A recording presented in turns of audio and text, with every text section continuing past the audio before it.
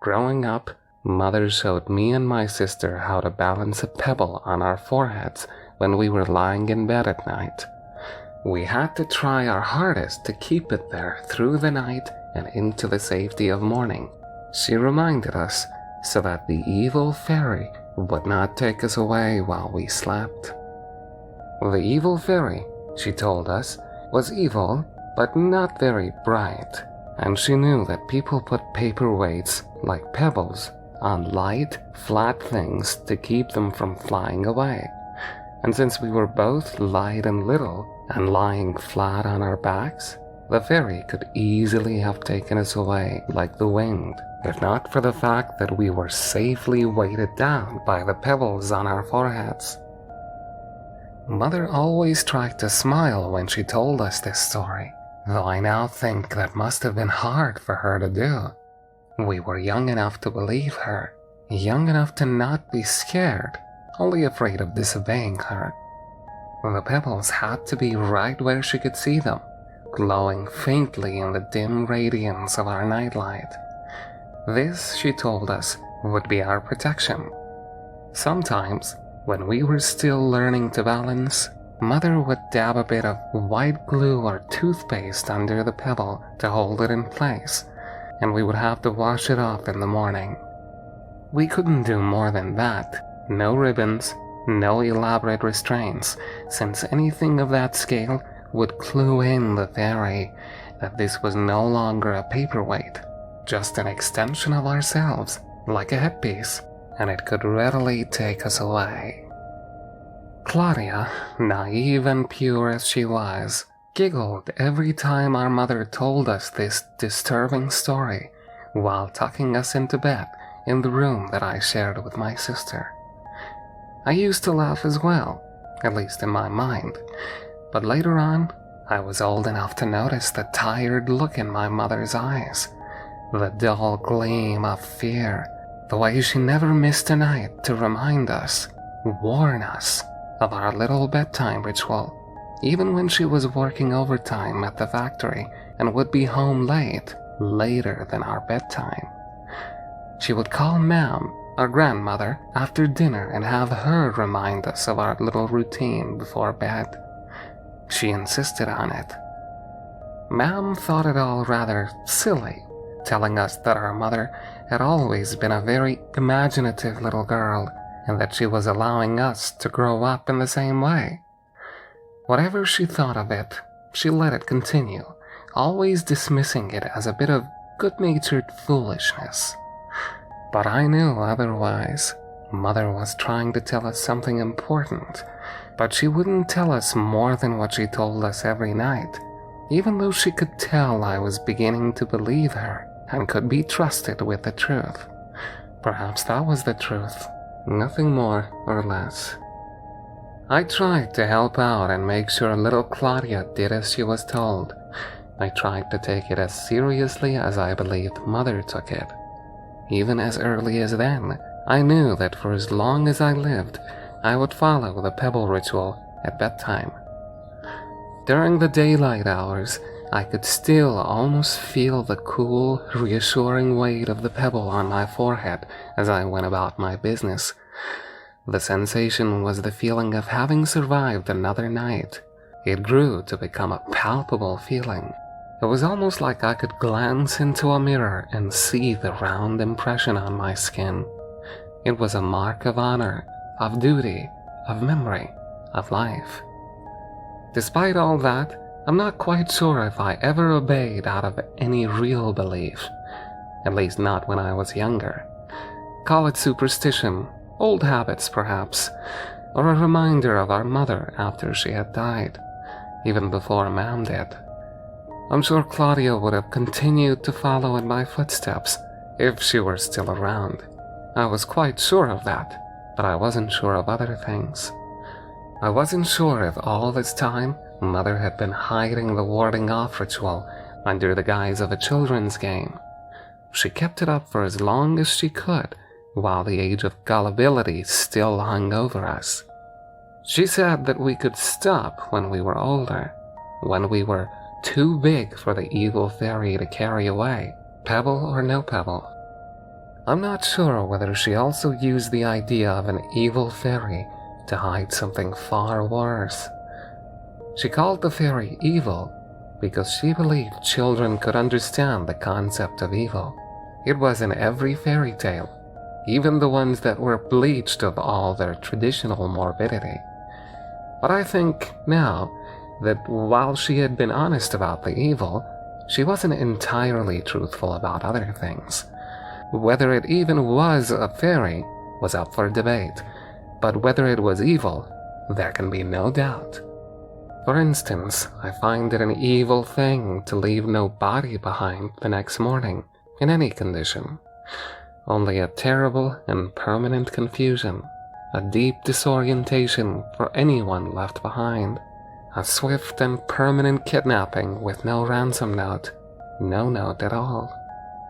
You can't quite move on without proof of death.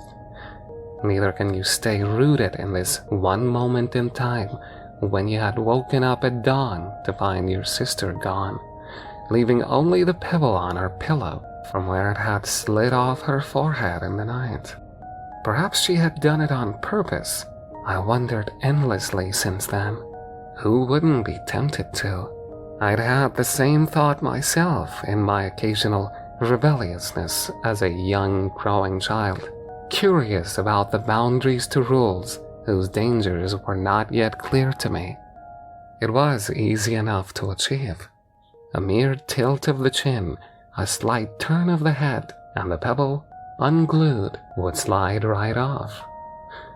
We were old enough by then, 12, 14, respectively. We could be defiant if we wanted to. Only she, sweet and sour Claudia, had decided to follow through with what, to me, had merely been a thought, a passing fancy. But I'm sure that if she ever came back from wherever she had been taken, she would have continued to do as I did. I wrote her name on the pebble along with a little heart and kept it on my nightstand for years until Ma'am died. I was truly alone then, and I made up my mind to bury it in lieu of a body. But I wouldn't bury it next to where I buried my mother's and grandmother's ashes in the plot of ground behind our little house. Claudia did not belong there. In life, Mother insisted the pebbles stay simple, unpainted, unadorned, as smooth and as perfect as the day we fished them out of the old wishing well, really a fountain in an old park that had shaped them beautifully over the years when the water still ran. We had to find ones that didn't have names scratched or painted on them.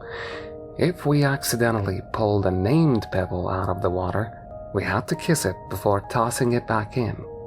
We were 4 and 3 years old when we chose our pebbles. We kept the same ones for years until my sister disappeared. I don't think anybody ever told us why some pebbles in the fountain had names and some didn't. It seemed right, for some reason, like it was exactly as it should be. I do recall wondering about it, of course, and if I had ever asked aloud, I'm not sure. Mother must have given us one of her famous non-answers, because I don't recall the reply either. She got the same way whenever we asked about our father, whom Claudia and I had absolutely no memory of. She had no end of non-answers then. Mom would outright clam up and tell us in her rare, cold voice not to speak of it again.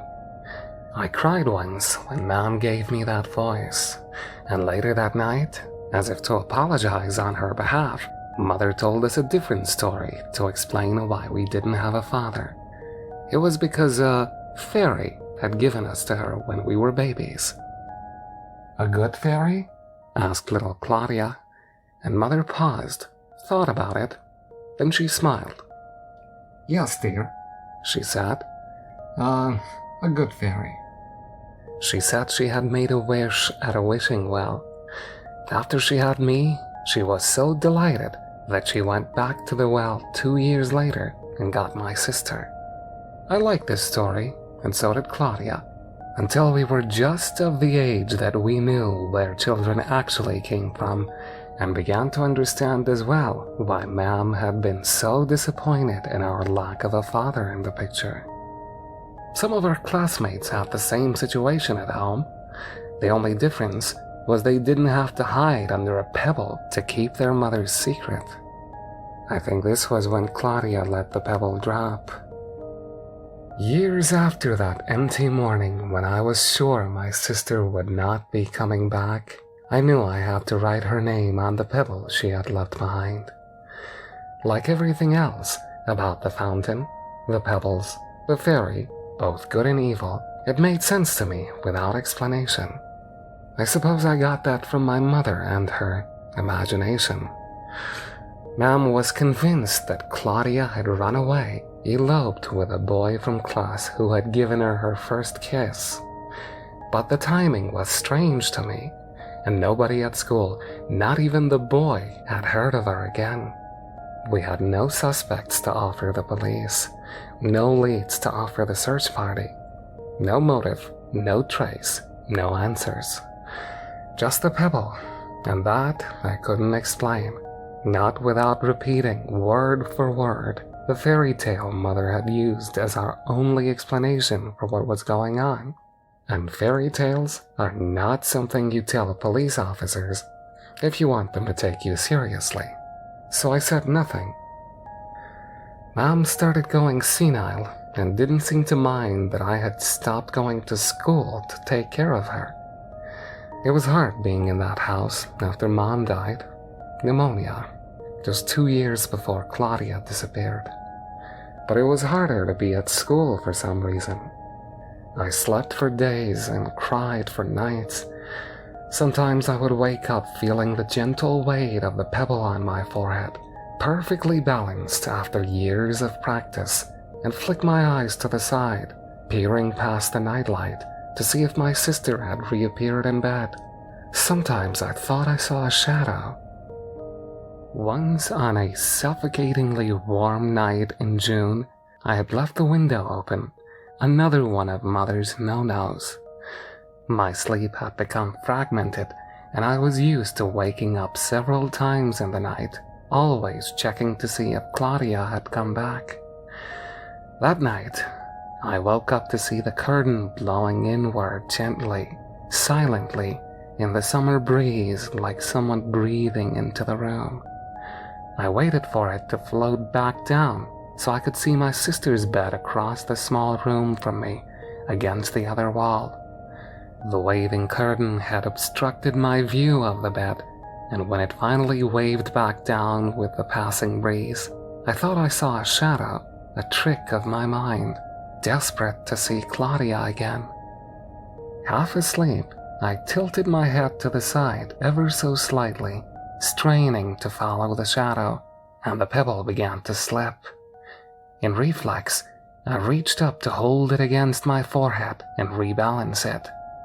But as I did so, my hand brushed something cold, unusually cold for the warmth of the night.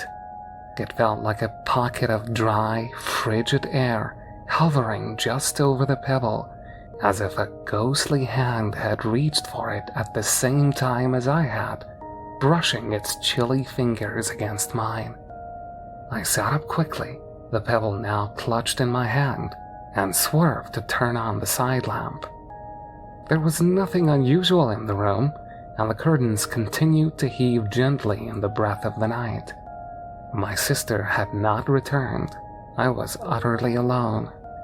In the drawer of the nightstand, I found the little bottle of white craft glue Mother had used when we were much younger. The glue was mostly gone, and what was left had nearly dried out completely. But there was enough to reassure me. Still, I couldn't go back to sleep.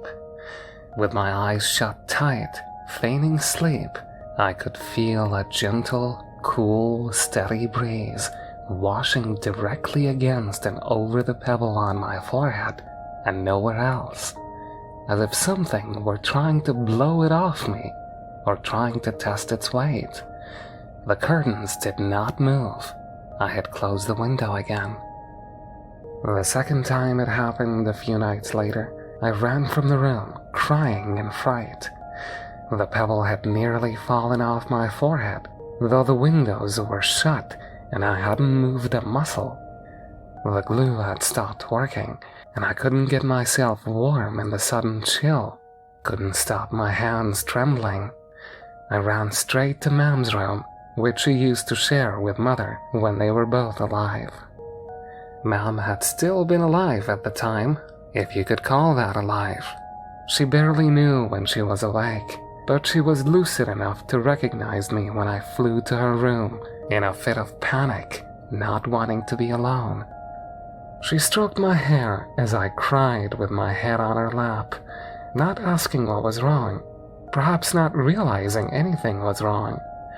Perhaps she believed she knew why I was upset. It had been a few short weeks after Claudia's disappearance, the longest short weeks of my life. It wasn't uncommon for me to wake up crying. When I had quieted down, I continued to lie on her lap in a daze. I whispered, "Ma'am, do you believe fairies exist?" She tapped my head once, smartly, as if to say, "Now don't you start with me." "Do you?" I pressed. "You shouldn't ask fairies for anything," she said simply and with finality. "They never really give things away. They always take back what's theirs." I fell silent at that. It didn't seem at first that her answer had any relation to my question, but when I thought about it, the answer must have seemed so obvious to her she didn't bother mentioning it. Instead, she answered a question I hadn't asked, a question I never would have thought to ask.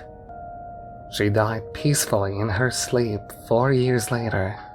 I found her in the morning. Soon after, I visited the old fountain, the wishing well, the place of my birth, in the now abandoned park. I kissed the stone with my sister's name on it and laid it to rest under the murky, moss-green water among the names of other children that the evil fairy thought were just light and flat enough that the breath of a sleeping baby or the warm, gentle breeze of summer could whisk them away to Never Never Land.